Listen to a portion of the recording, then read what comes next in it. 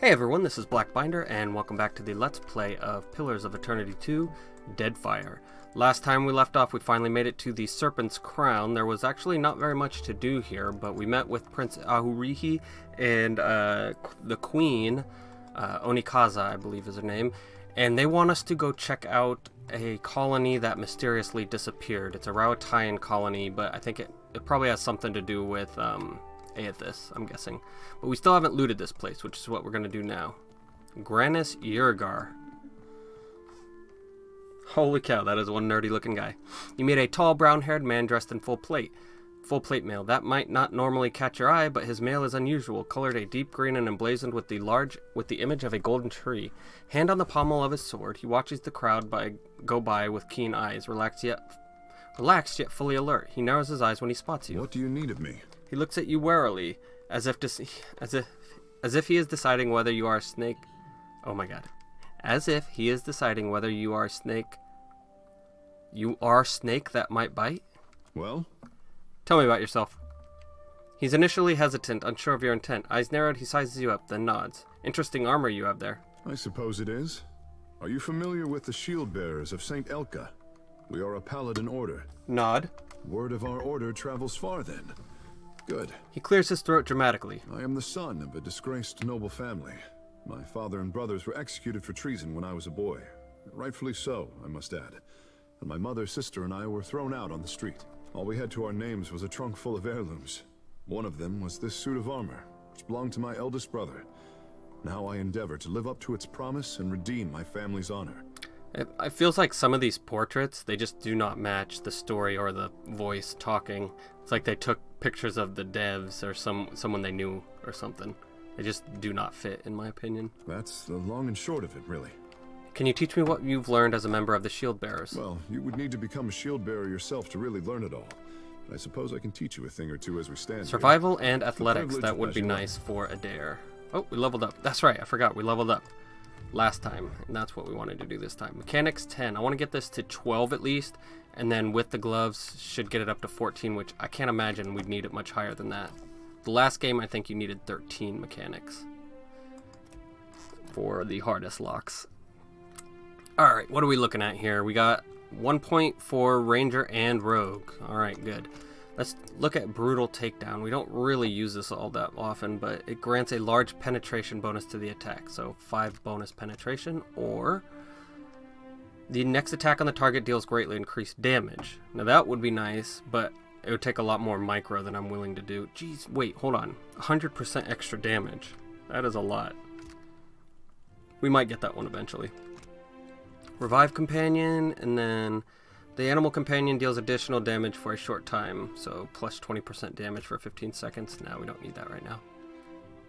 The Ranger targets the enemy's head, interrupting them. No.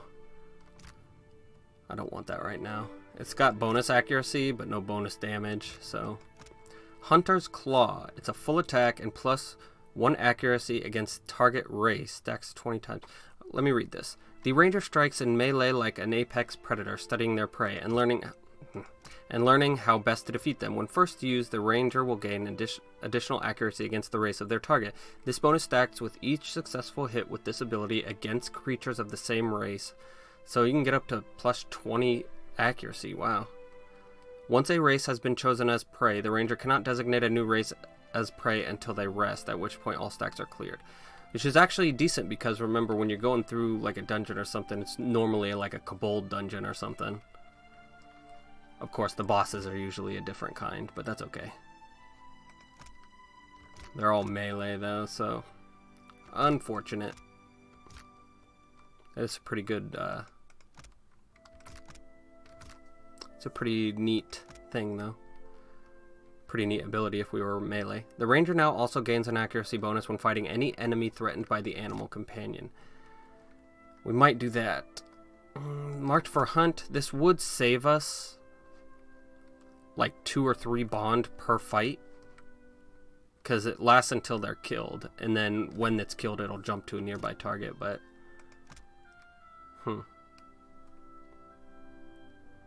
also grants the Hardy Inspiration. What does that give him? 2 armor, 5 constitution. So no. None of that right now. What is this? No. Okay, so we're going to do Stalker's Link. Give us and my pet an extra 10 accuracy, I believe. Maybe it doesn't give it to my pet, but that's fine. Alright, what do we want from the rogue tree? What is this? Withering Strike. Full attack. If successful, weaken for 15 seconds. It's got bonus 10 accuracy and 25% extra damage. So it lowers healing received. Actually, I heard Smoke Veil's pretty good, but like more of a solo thing. Shadow Step. Let's see what this does. The rogue breaks engagement and expertly avoids the next attack, diving out of the range to a specific location. Afterwards, the rogue's next primary weapon attack will paralyze their target. That's not bad. What does paralyze do? 25% of incoming hits converted to crits. Nice. And -5 dexterity, but I mean, why would -5 act like that? Would be, they're already paralyzed. Why would we care what their action speed is? The rogue travels through the beyond, appearing at a specific location and expertly avoiding the next attack. Afterwards, the rogue is temporarily invisible. No. Let's see what these were. Adept Evasion. 100% of incoming graze is converted to misses from attacks versus reflex. The rogue's engagement limit increases and enemies engaged by the rogue are distracted. That's okay. And then disengagement. We don't need any of that. Make sure there's nothing in here. 20% of hits converted to crits. Oh, with that, yeah. Now, I actually heard that this applies with bows, so I'm going to grab this. 15% damage with two-handed weapons. Let's see if it actually shows up.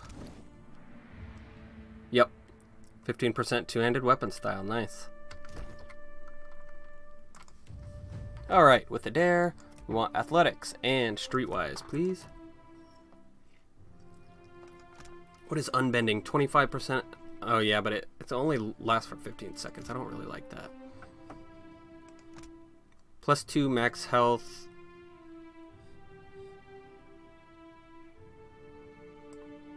So that would give me, what, an extra 20 health?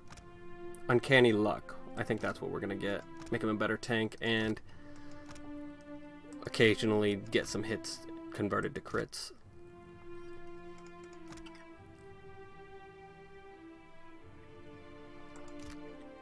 Yeah, let's just go with this one. Now, you know what? Let's grab this. Intuitive. It gives us an extra 25% chance to crit.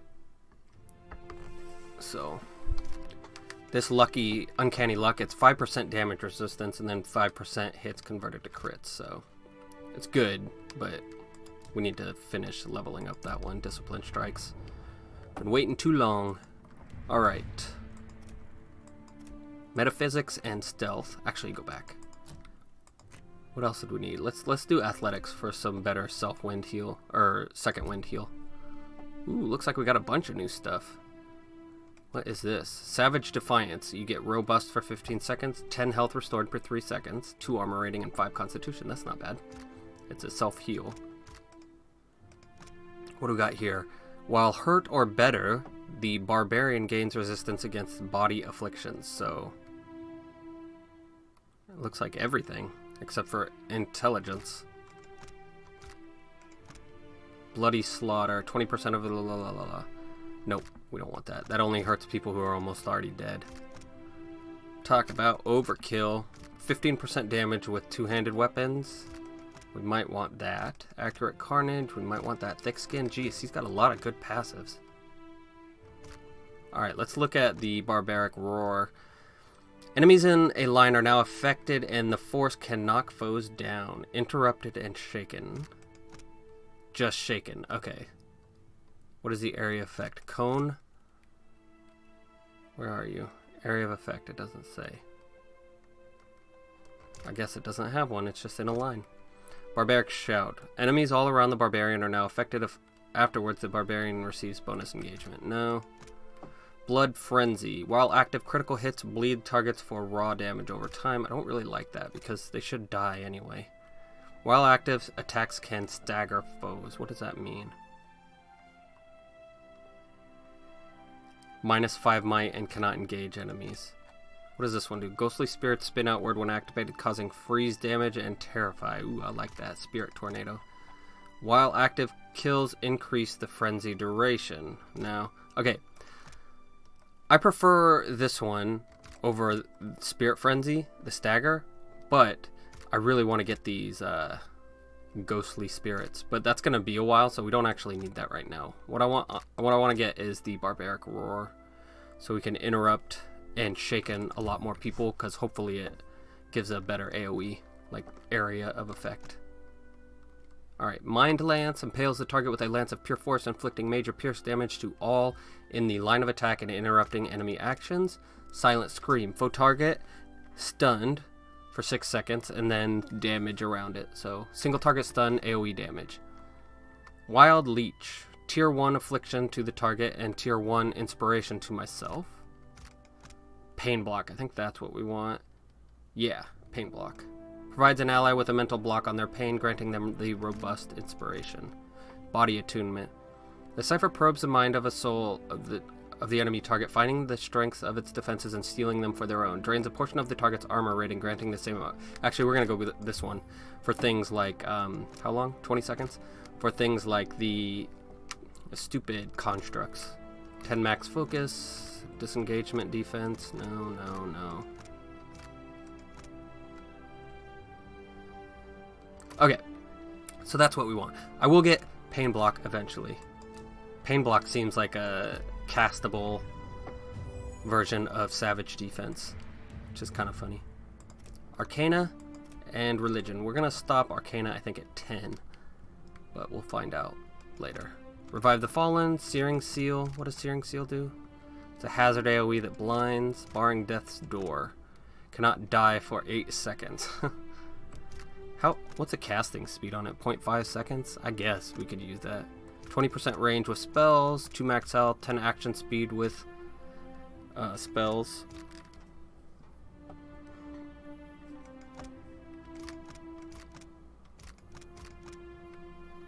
Okay, let's look through here. Is there anything we actually want? Spiritual weapon? No, because I don't want her in melee. Halt, immobilize for 15 seconds. That is actually decent, but we're going to get a root spell with our ranger eventually. No, Triumph of the Crusaders isn't... It's okay, but not that good. Blesses allies with the aid of a sympathetic soul, releasing a healing effect when they are near death. Despondent Blows, minus 15 accuracy with melee attacks. No, because we have one that's almost as good in Divine Shining Beacon, I think.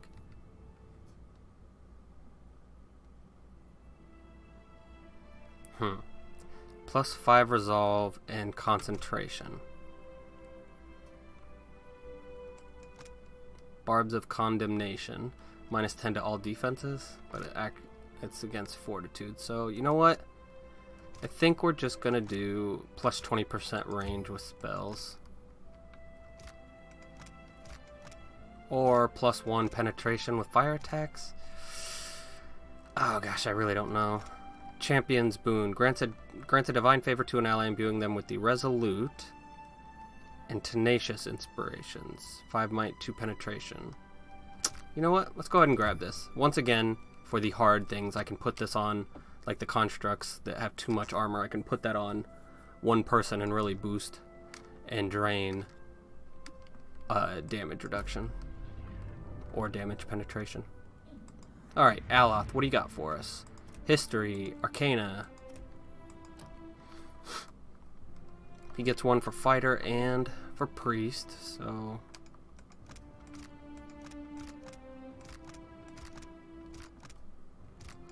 Plus 10% damage with proficient weapons. No. Let's go, I don't want to do that. Penetrating Strike, because it's not... His weapon damage isn't going to be amazing unless I equip... Oh, man. You know, I'm not sure.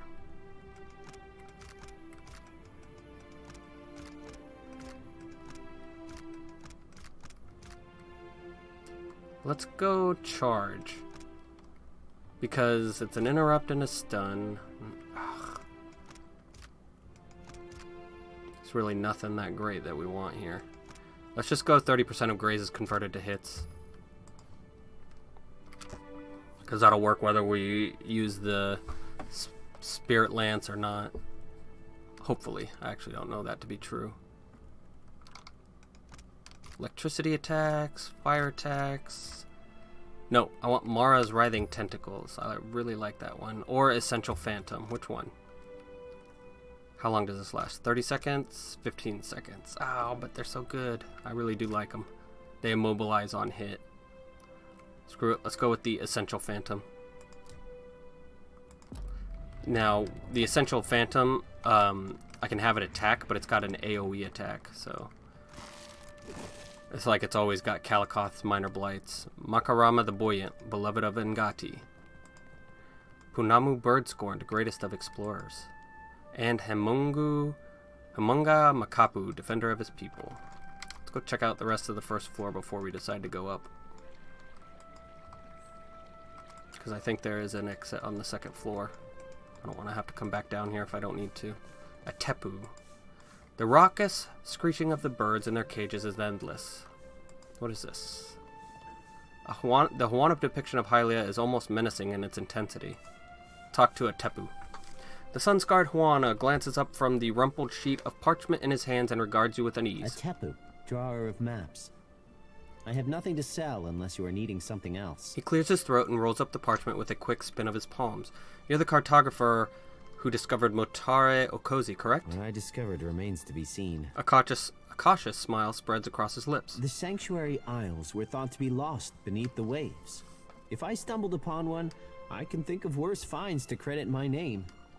How did you make this discovery? I was surveying the waters around an atoll when a storm dragged my ship off course. The waters were unknown to me.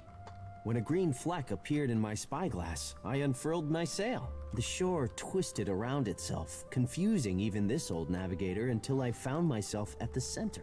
I did not make it far up the beach before I spotted signs of habitation. Marking my coordinates and orienting myself by the evening sky, I made for Neketaka to tell the crown of my findings. If I was venturing to this island, what might I find? Death. A Tepu stares away, his face losing its color until he catches your expression. I did not mean to frighten you. These islands have known great tragedy, and millennia have passed in cheerless silence. Should you land on a sanctuary isle, do not expect to find welcome. Tell me about the Sanctuary Isles. Our ancestors marked off specific islands across Deadfire as rallying points in case a great misfortune split up the tribes. Even they could not have guessed how important the isles would become. Some thousands of years ago, volcanoes, storms, and quakes shook the archipelago. Any one of those do happen, but never with such ferocity, or all at once. The Hawaiian survived by taking shelter on the Sanctuary Isles to save our society, and not just any one tribe. Since those days, we have not found any of the old Sanctuary Isles. Ngati took some beneath the waves, taking whole tribes with her. Others were lost to time and forgetfulness. I am told that the Wahaki are protective toward the Isles, but that is their business. You mentioned that entire tribes were lost? Understand, the Deadfire was broken. The lives lost could not be counted, and more has been forgotten than may ever be remembered. Imagine how much history we lost in a single year, much less the millennia that followed. Whatever our people hoped for themselves, we may never know if we got it right or wrong. Back to my other questions. If we must. You must have seen much on your travels. Ever found a sign of Ukaizo? Just hearing the word causes him to perk up at attention, though his lips press together at a slant. There is not a Hawaiian in all of the Deadfire who does not take to the open water hoping to catch a glimpse of the lost Ukaizo. Oh, if I could walk the beaches of our ancestors, take a fleeting glimpse of what they left behind, mine would be a life well lived. What would you hope to find on Ukaizo? The same thing we all hope for. Answers to the long silence that precedes our history. Who we were could tell us who we are. But if I am being selfish, maps, charts. Our ancestors were keen explorers, and a roll of their parchment could teach us more than what we have gathered in the last century. Farewell. Okay, let's see if we can go upstairs. Though simple in construction, the sink is clean and tidy. Someone finished off a quick meal here.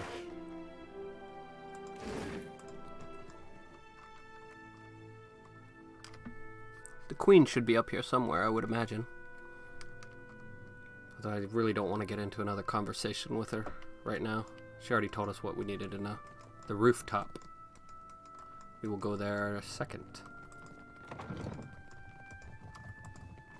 Whatever creature these jaws belonged to was clearly massive. Oh, come on. Who are you? Palace servant? So I don't have to worry about pissing you off. I mean, I do, but... Did you save? Alright.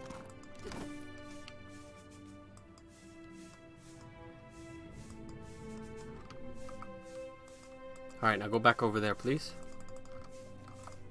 While Aruihi's collection is impressive, few of the blades are actually sharp. Get out of here, you. Just sweeping the same dang spot. There we go. We got the Huana colors. We've already got that. Huana guard helm, Huana guard brigantine. I'm guessing we can use that to sneak into somewhere.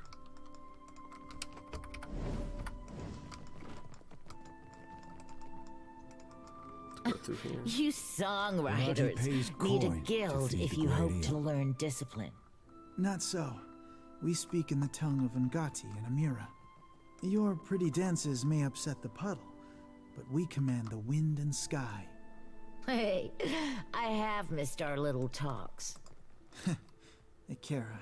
The quiet gurgling of the fountain is a constant backdrop in this spacious chamber. He smells one touched by the great eel, does Barati. A sizable Amua tilts his head up and looks down with his nose at you, flaring his nostrils with hungry interest. You are a man who sits across a fire with death. Akira? The pallid knight and I are on familiar terms. He nods, clasping his hands with quiet delight. For glutting mighty Tangaloa and hurling foes into their next life, Barati can offer payment. Ikera. Coins for feeding hungry gods. Akira? Rewarding those who appease the great eel. This is Barati's cause. Yet another bounty May the beasts hunter. of the dreaming lands never know famine. Barati inclines his head and touches his brow, holding the pose with deep reverence. What bounties do you have available? Tangaloa rolls a hungry eye toward Dichila, a Valian captain who scouts for luminous Adra in sacred lands. Barati squeezes his knuckles until they're bone white.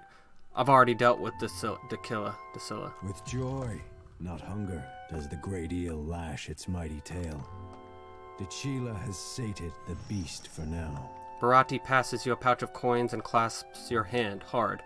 1,500 copper, 4,000 experience. What bounties do you have The available? jaws of Tangaloa gnash about a Rawatayan captain named Ohairo. His cannon fire echoes in the ears of slumbering gods. The beast cries out for a more restful Deadfire. I will take the bounty. Akira, you chose wisely. Ohairo sails the junk Stone Anchor, south of the Kua Orikuhu island chain due east of Neketaka. The gods will thank you for quieter seas. Farewell. Don't want to go out there yet. Is this the queen's room? What pages lie strewn between the books hold a strange arrangement of letters, not all in the Huana alphabet. Alright, get out here, you. Come here, Serpent. Need you to do some sleuthing, please.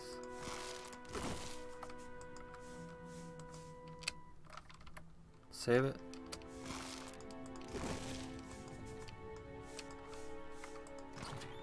What is that? Fine robe and some antidotes. Don't need any of those, but thank you. Scroll of Major Healing and Scroll of Revive. Both good. Alright, I need you to go back over there, please. Actually, you know what? Maybe I don't. Razor Guild Dust. Focused Mind, Resilient Body. Alright, we're all good. Okay. Kahanga Palace, or the rooftop. We want to go to the rooftop, then we'll get out of here.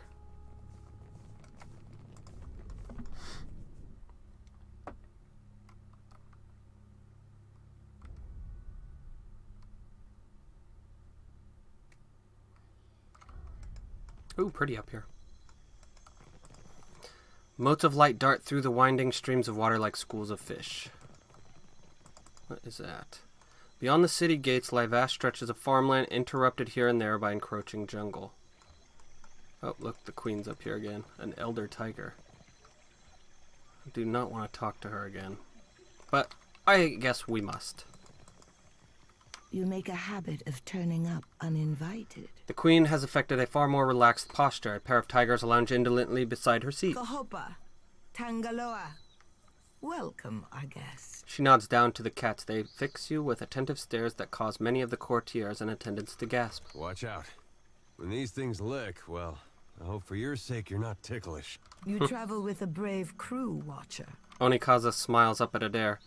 They're not budging until the alpha shows her teeth. Yeah, because we're a ranger. Let's do that. Akira, but you have a way with the wild. And diplomacy, I say. She smiles as her cats look to her for There approval. are many leagues between here and Hasongo. I trust you have packed for the journey. Forgive the intrusion. I'll be on my way. The queen inclines her head in understanding and looks away. In stark contrast, the tigers follow your every motion as you depart. Okay, so she didn't have anything else for us. We could have asked her for directions, but we already know where to go. Or she already told us. I don't actually remember, but I imagine it's marked on my map. Ooh, stray kitty cat. Prissy, Miss Priss.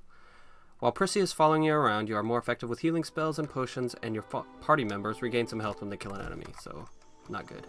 Garivard Caldir. You find a young man with long blonde hair drawn back in a simple club. His clothes are spare but well tailored, and his armor, a fine brigandine in blue and silver, is polished to a shine. He leans casually to one side, a clean hand on his hip, and sighs, bored. His eyes light up when he sees you. Hello there. Come to have a word? I don't bite, I promise. Yes? Tell me about yourself. Gladly, my friend. Gladly. And how kind of you to ask. I am the youngest son of a noble house. Now, don't make that face. Poor, desperate fool, you must be thinking. Well, waste not your sympathies on me. Truly, I consider it a boon rather than a punishment. All the comfort and none of the responsibility. What's not to like about that? What are you doing in the Deadfire, then? What else brings faraway travelers to the archipelago? Adventure. I've nursed a great love for heroic tales since my boyhood. As I was loafing about my father's estate, I thought, well, Gervard, isn't it time you made a name for yourself as well? So here I am, and though I dare say I'm little use in a fistfight, I can do a fair bit of magic and draw a lovely map, so I've taken to charting the interior wilderness of the Deadfire's larger islands. That sounds dangerous in its own right. Ah, but it's worth it for the stories I'll one day have to tell. If you survive. But truly, if I could only inspire others as I myself have been inspired by those old tales, why, it would be marvelous. Anyway, enough of my prattling. Surely you've other things to do. Can you teach me what you've learned in your adventures? Oh, it would be my absolute pleasure. History and Arcana, so that would be for Aloth. If we can even choose. I don't even know if we can choose.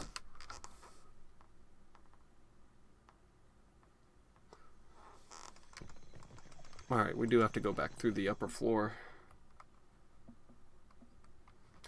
But looks like we're at 30 minutes, so this is where we're going to end it. I'm going to figure out where we need to go next. We got a bunch of friggin' quests. I don't know which one we want to go for first. But I think we might be leaving Neketaka. Finally. I'm going to go back and see how many episodes we spent here. I said like 15 last time, but I bet it's over 20. So please leave a like or comment below, and feel free to subscribe for more full Let's Plays like this one. And that's my mama.